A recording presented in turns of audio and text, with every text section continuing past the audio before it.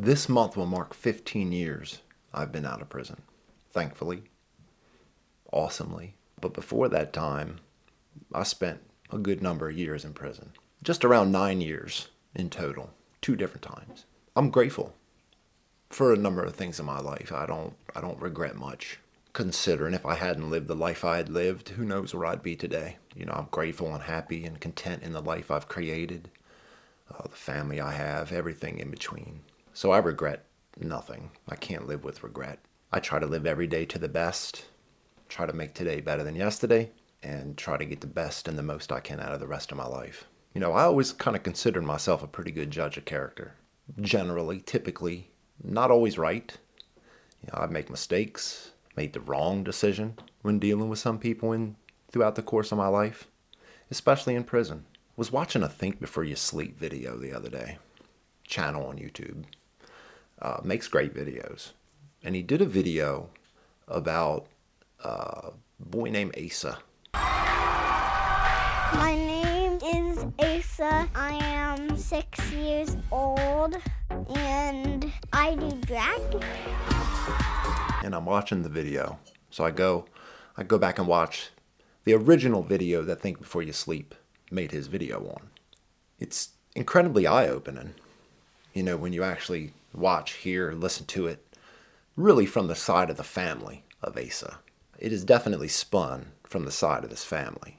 Throughout that video, there's a number of videos that the family had taken of their son doing drag performances.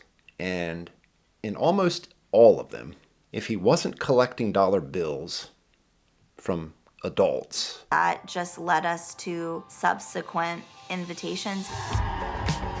After that first time, he fell in love with it. There's no turning back. Now we almost have one performance a month that Lulu gets to do. My drag name is Lulu Lovely Twirls. And does what he wants to do, which is to twirl, just to have fun and create his art. Is he the best performer out there? No. He's still learning, he's still working, he's gonna evolve. He's a kid. We get told a lot from performers and people in the community that people do kind of see Lulu as hope of what's to come for the future in the community. The children are our future. He was in a group of 5 or 6 grown men drag queens. Can't be Lulu anymore. Mad. Well, sad and mad because I really like drag and they don't want to stop. It's just about living in the moment and what's exciting for right now. And I think wherever that takes us is where we go. Really kind of made me sick to my stomach. And I get it. Some people have this flowers and rainbows vision of what the drag queen movement is. But it really took me back to prison with a specific situation that I'll never forget. I'd been in this one prison for a couple years, probably about 3 years at this one specific prison on this one specific tier for a long time. And over time, you get to know everybody. You live there. You live and fucking breathe and shit and do everything at this one place. You will, over time, deal with everybody at least once. And typically, you can usually scope out the guys that are there for the shit that just makes you want to avoid them. Generally, you can usually get a real good sense of who those people are. The pedos, the R-worders, just the worst of the worst. You generally can know who's who. But one day I walk at the yard, and I just happened that day to be walking with the leader of a gang who was in our housing unit. It's just me and him. We're walking around the track, just shooting the shit, laughing, bullshitting. As we're walking, the Tears laundry man comes up to both of us. And he pulls a piece of paper out of his pocket and he says, "What's this?" Now you got to keep in mind, I'm not in the gang. So what this gang does and everything in between, I'm entirely out of the loop. It's not something I deal with. It's not something I'm going to be told about. I'm just with a guy who was kind of the head up of the gang at the time. And he pulls this list out and he says, "What's this?" And the guy I'm with, he kind of takes it, looks at it. He says, "Looks like a commissary list to me." He says, "Well, what am I going to do with this?" And he looks at the guy, says, well, I'd probably assume you might want to get that from the store this week or leave. I, at that moment, kind of connect the dots and realize, okay, well, this guy's getting extorted. And I had known this guy the entire time I've been on this tier. So, like, we're not friends, we're not close, but I know the guy. The guy does laundry. So it's like I've dealt with this guy 100 fucking times over the 3 years that I've been on this tier. He looks at me and says, Harry, what's this about? I just say, hey, bro, like, I ain't got nothing to do with this. So you might want to take that up with him. And he just kind of looks back and forth and he thinks for a second, well, there's not much else he can say. I can't afford this commissary list. The guy looks at me. He says, Perry, this guy was his sister. He's doing 30 years for his sister. And I just immediately hit with the reality that I've been dealing with this guy for 3 years and didn't get that vibe off of him.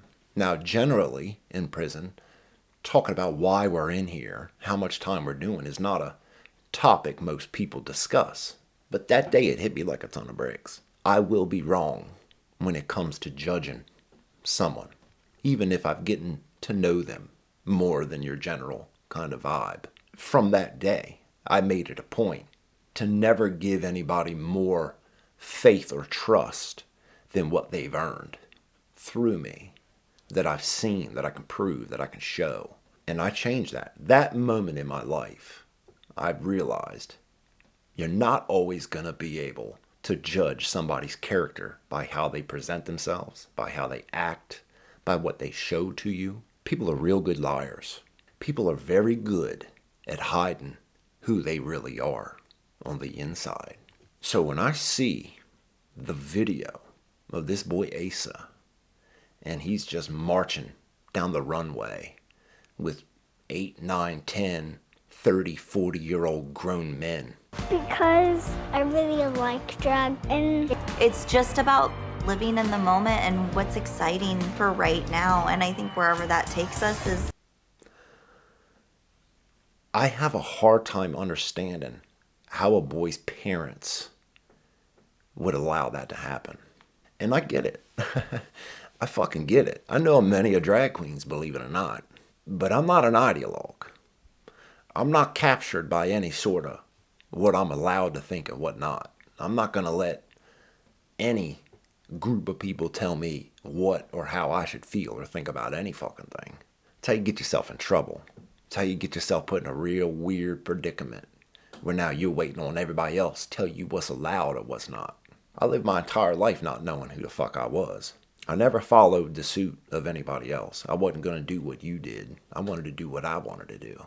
And I've gotten a lot better with that the older I've gotten. But the one thing that's been part of who I am my entire fucking life is I don't give a fuck what nobody thinks about me. Even the people I know. If somebody believes something about me that I know isn't true, I can brush that right off my shoulder. That's just from growing up in prison. Growing up in prison, you get real tough fucking skin real fast. And it makes me sick to my stomach. And I know reasonable people will hear what I'm saying and understand what I mean. But it's the ideologues that really fucking scare me.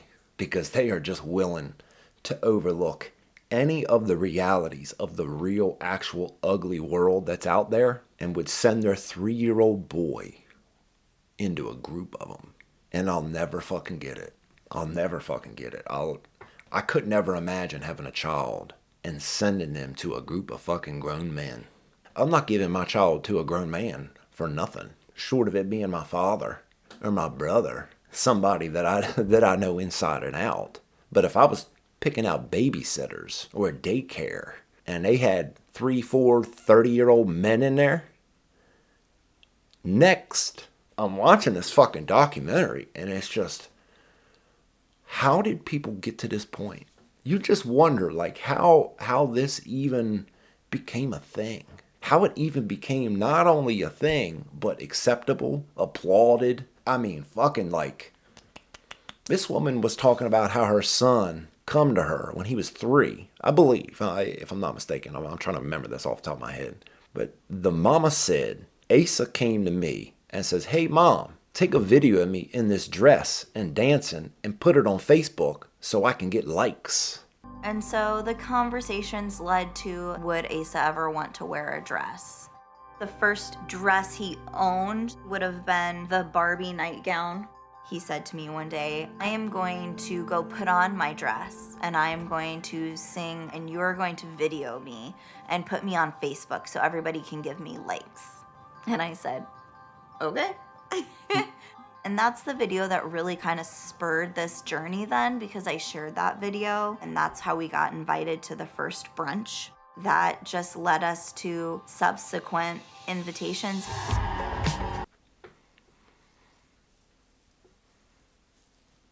Like, how did this become the fucking reality? Like, you almost just wonder how this even becomes a thing. That's when mom's supposed to say, no, we're not doing that. You can go find something else to do. You're 3 fucking years old. I just imagine raising a child and never telling them no. Just with the whole thought process of, you're the kid, I want you to be happy. So therefore, I will never say no. If you're okay with a child going and hanging out with grown men dancing and dressing as women, it's not only just women, but flamboyant, outrageous women. If you're okay with that, what aren't you okay with your child? I guess it'd probably be being a Republican. That's too far. That's too far with those parents. You're not going to be a Republican in my house. Anything else goes. Anything else, A-okay. Pride flag it all.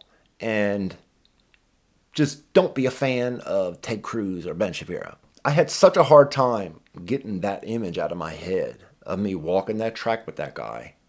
And a guy who I had known for 3 years. Didn't have any either way of feelings about him. Wasn't a good, wasn't a bad. It was just a general, I know the guy type vibe. And hearing that he was R-wording his younger sister. And from that day forth, it made it very hard to trust anybody anymore. That's not saying I don't. That's not saying I think every man in the world is going to do something like that. But it made me realize that there are incredibly sick people out there. There are a lot of them, many of them. And they are great at fucking lying. They are great at hiding who they are. They are great at acting as someone else to get you to drop your guard. And then to think you would put your 3, 4, 5, 6-year-old child in a group of them? Coming from somebody who's not even religious, you need fucking Jesus. Jesus is the way to peace. Fuck what you talking about. You need something. I'm not sure what it is, but when I see the dynamic of this traditional family. Pride flag. Who made this for you? My dad. I would consider our family to be a traditional family. Can we go traditional? Traditional family? You're anything but. That you've allowed your 3-year-old child to be a drag queen. And I can't begin to imagine the benefit that you think that's truly having on that child. Kid, imagine, all you reasonable parents out there, imagine allowing your 3-year-old child to make a decision about who they want to be in their life. Well, that's it. That's what he said he wants to be. We're going to make sure he just breathes, eats, sleeps this every moment of his life. It's scary. It's fucking scary. It's a real dangerous game people are playing with their children at this point. And kind of what even drives me even crazier is when I think of who I was as a kid and how I was anti everything that everyone else was. I made an effort. I was not going to be anything that anyone around me was. I was going to do something different every time. If everybody was doing the good, right thing, I was going to do the bad, wrong thing. And to the max. To the fucking max. The older I've gotten, the more I've been able to just step back and recognize something's got to mean something. Something has to mean something. It doesn't mean it has to be a religion. It doesn't mean it has to be an ideology. It doesn't mean it has to be any... There has to be a right and wrong. There has to be a truth and a lie. There has to be a reality and a not fucking reality. When you can't separate the two, I guess we get the world that we're living in now. And I don't know what it's going to take to get this shit to stop. I'm not even a pearl clutching type motherfucker. Shit don't offend me. I'm so not that person that sometimes it surprises myself when I see things, and it just makes me sick to my stomach when I see it.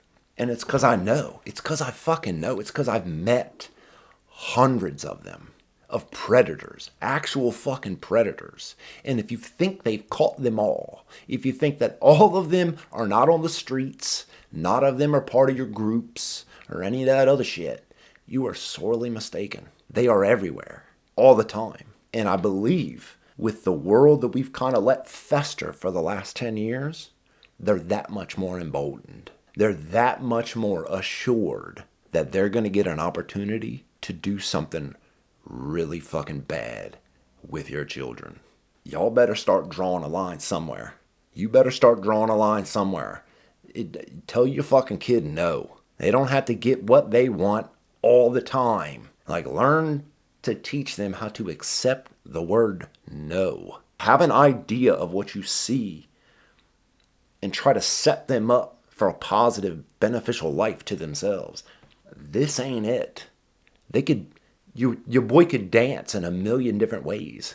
To think that it has to be a drag queen, it has to be an ally, and it has to be part of the LGBTQ community. Your thought process is so binary that it's scary. I wish I fucking had the answers, because at the end of the day, people are so insulated from anything opposing their views. This family thinks everybody else is out to get them, but can't for a second just step back from themselves and think, is this the right decision? Is there something better that we could set our child on the path for his life?